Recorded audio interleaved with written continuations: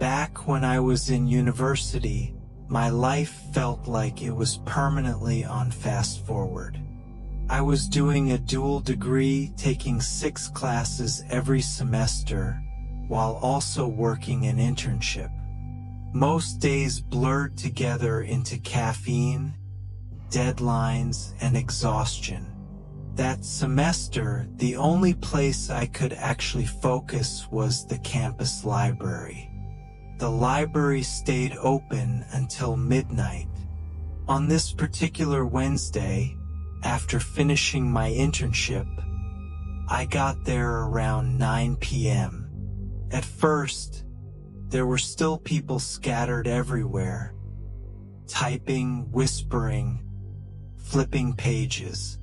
By 10:30, the building started to empty out. I chose a table wedged tightly between 2 tall bookshelves. Felt private, hidden, safe, or at least that's what I thought.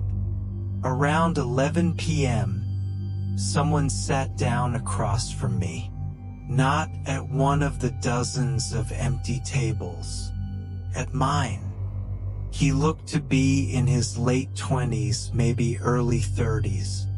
Too old to blend in, but not old enough to stand out immediately. He smiled when our eyes met.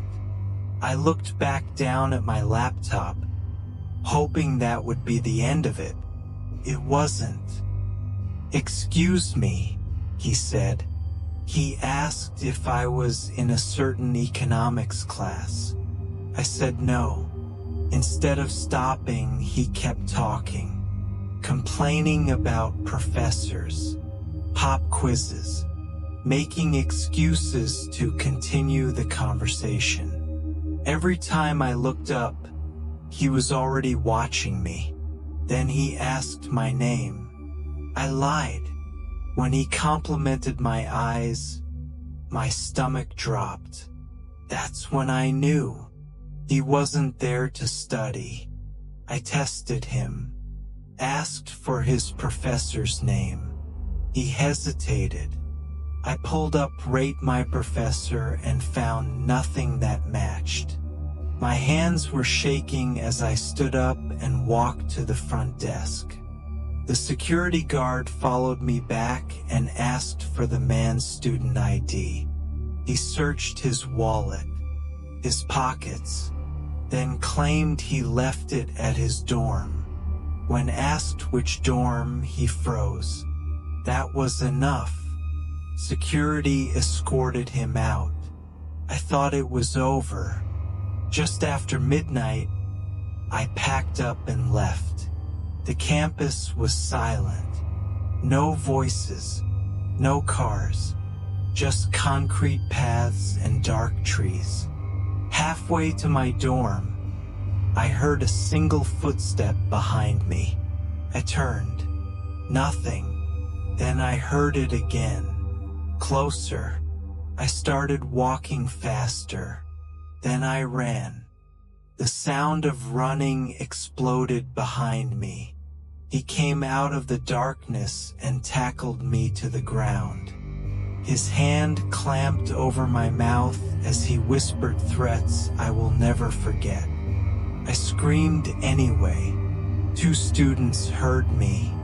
He let go and disappeared into the woods. Later that night, police arrested him at a nearby bar using the library footage.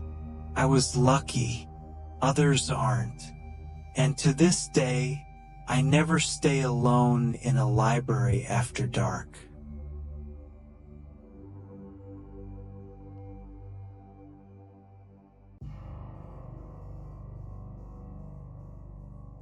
When I was a kid, the library was my favorite place in the world. But there was one part of it that everyone avoided, the basement. And after what happened down there, I understand why. I was around 11 years old, and my mom used to drop me off at the local library every Saturday. It was quiet, safe, and only 5 minutes from our house. The building was old, the kind that smelled like paper, dust, and time. There were always signs saying basement staff only. But kids don't read signs. They get curious.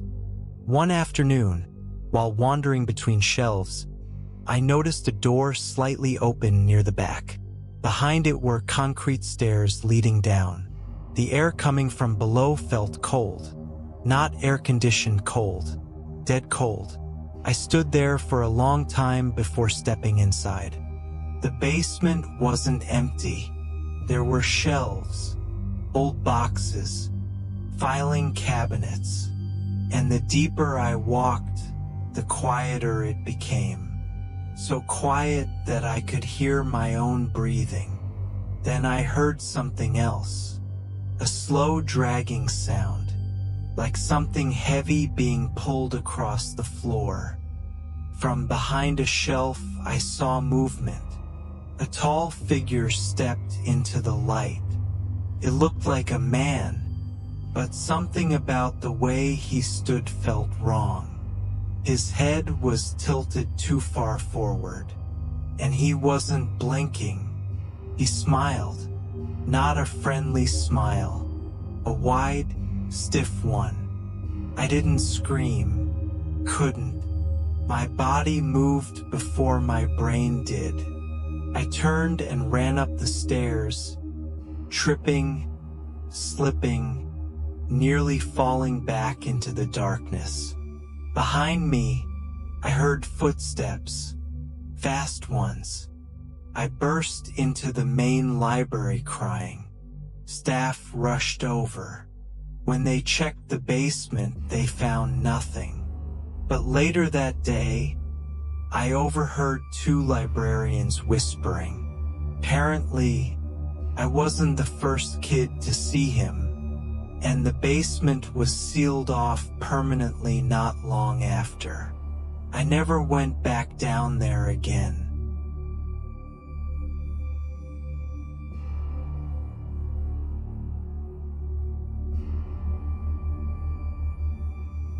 Some places don't feel dangerous in the daytime. They don't look haunted. They don't smell like death.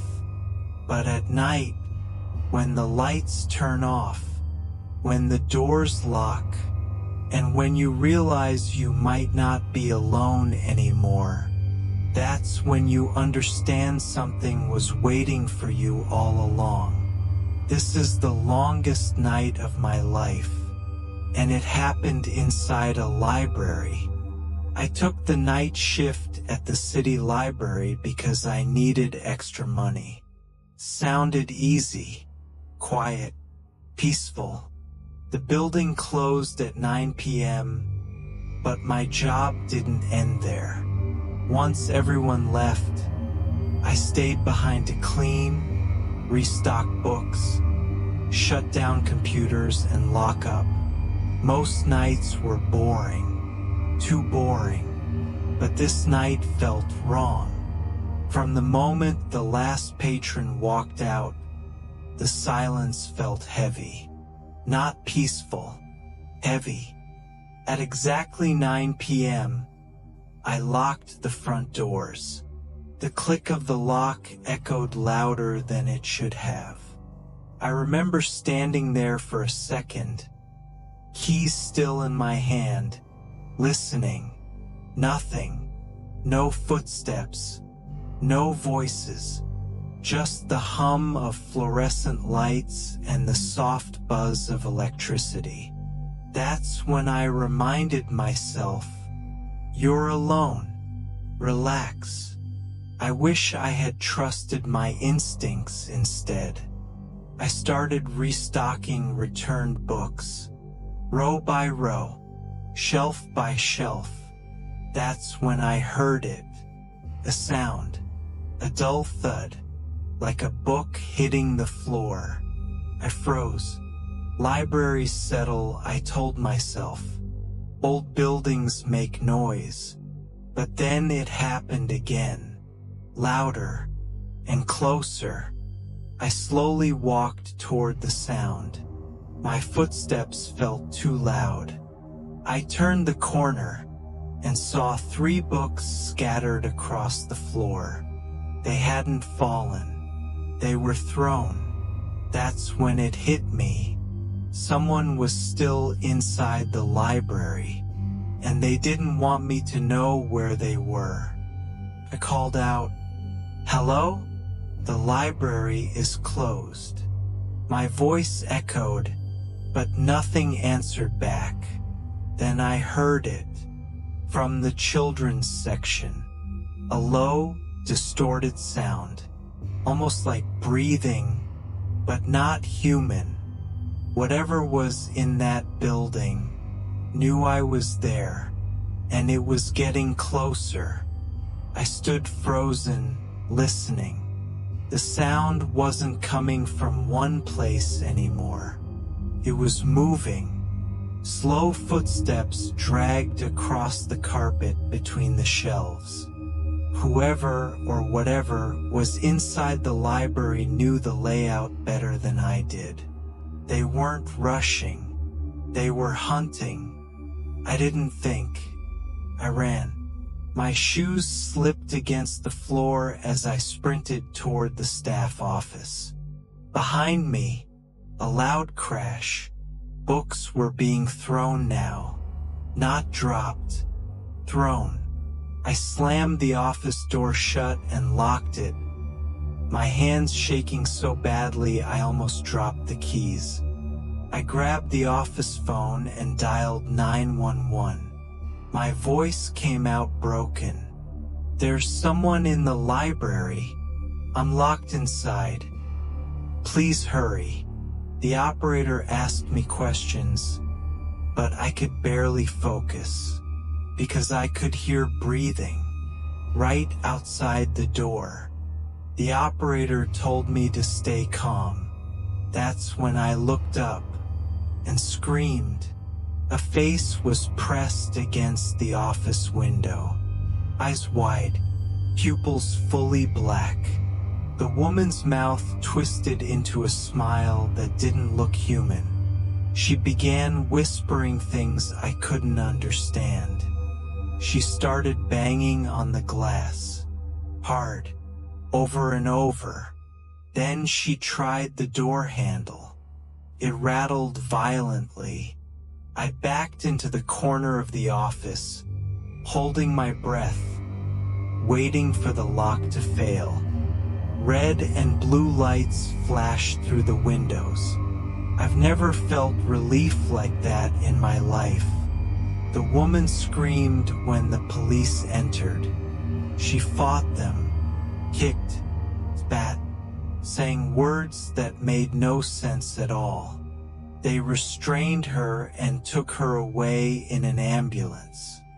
I never found out who she was, or how long she had been inside the library.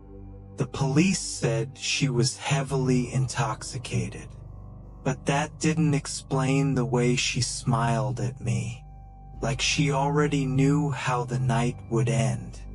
I quit that job the next day. I can't walk into libraries at night anymore. Every time I hear a book fall, I remember her face, and I wonder how many times she wasn't caught.